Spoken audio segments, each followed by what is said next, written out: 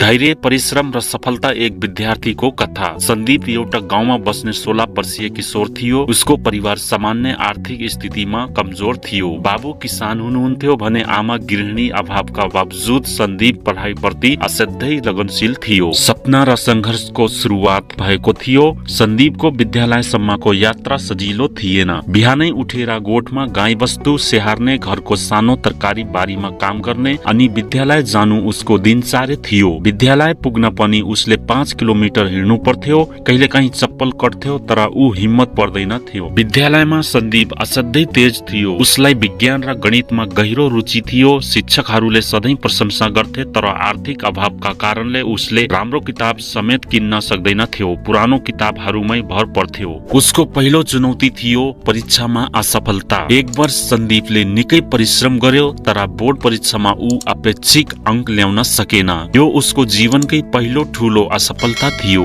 केही दिन ऊ निराश बन्यो तर आमा बाबुले हौसला दिनु भयो। सफलता भनेको अन्त्य होइन, यो त सफलता प्राप्त गर्न सिकाउने पाठ हो। बाबुले भन्नुभयो। यी शब्दहरूले सन्दीपलाई पुनः प्रेरित गर्यो। दोस्रो प्रयास कठोर परिश्रम। सन्दीपले आफ्नो गल्तीहरूको समीक्षा गर्यो। उसले दिन रात मेहनत गर्यो। बिहान 4 बजे उठेर पढ्ने, शिक्षकहरूसँग थप प्रश्न सोध्ने, साथीहरूसँग समूह अध्ययन गर्ने उसको दिनचर्या बन्यो। घरको काम पनि उसले गर्थ्यो तर समय व्यवस्थापन गर्न थाल्यो। सफलताको क्षण। अर्को वर्षको बोर्ड परीक्षामा सन्दीपले उत्कृष्ट अंक ल्यायो। ऊ जिल्लाकै उत्कृष्ट विद्यार्थी बन्यो। समाचार पत्रमा उसको नाम आयो। गाउँभरि उसको चर्चा भयो। शिक्षाका लागि शहर जान उसलाई छात्रवृत्ति मिल्यो। महान लक्ष्यतर्फ यात्रा। सन्दीपले स्नातक तहमा विज्ञान विषय पढ्यो। उसले इन्जिनियर बन्ने सपना देख्यो। अझै धेरै कठिनाई आए तर हरेक असफलतालाई उसले नयाँ अवसरको रूपमा लियो। अन्ततः ऊ नेपालकै एक प्रतिष्ठित इन्जिनियर बन्यो। सन्दीपको कथा धैर्य, परिश्रम र सफलताको उत्कृष्ट उदाहरण हो। जीवनमा कठिनाई आउँछन् तर जो संघर्ष गर्न तयार हुन्छ उसले अवश्य सफलता प्राप्त गर्दछ।